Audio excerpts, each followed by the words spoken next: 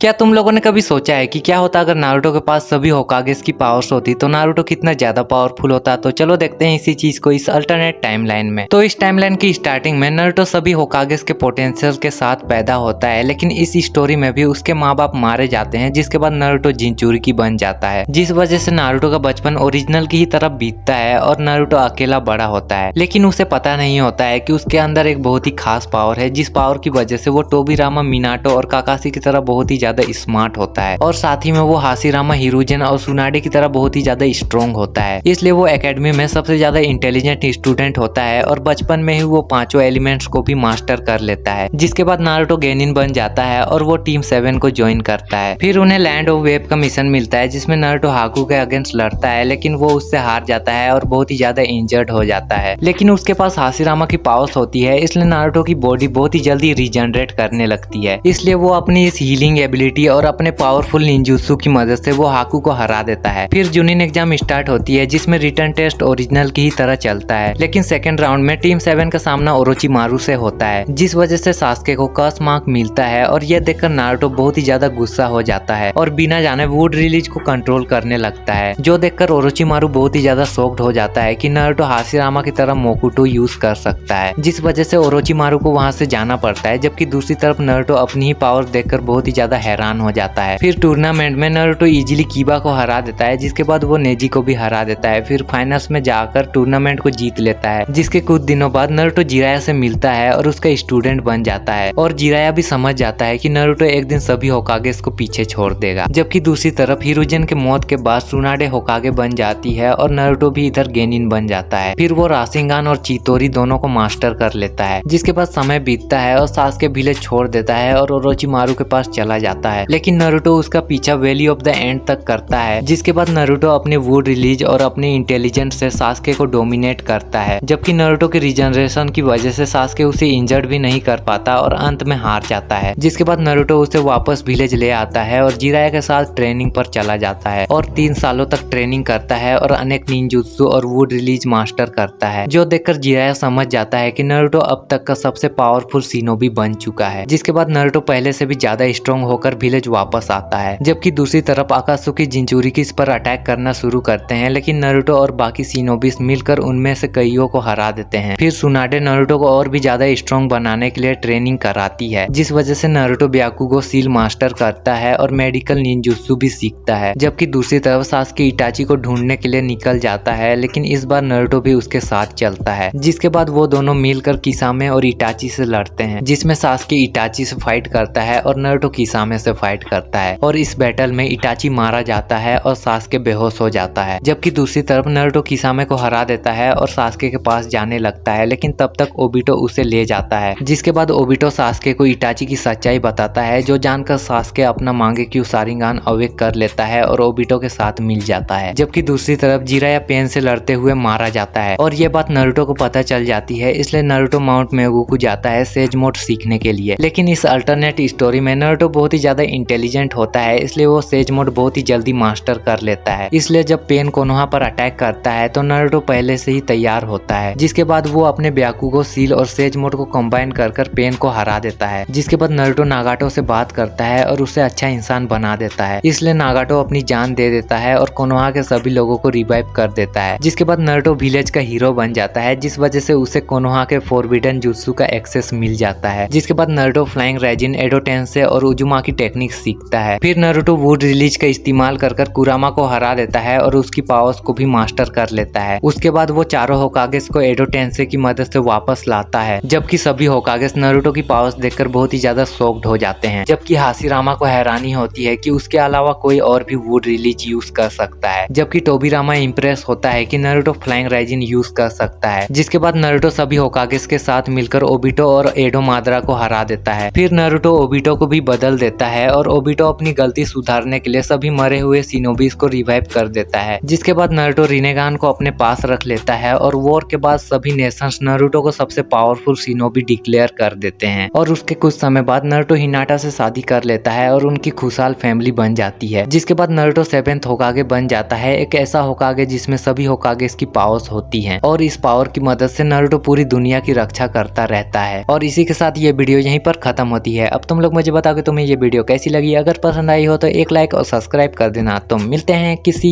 और वीडियो में।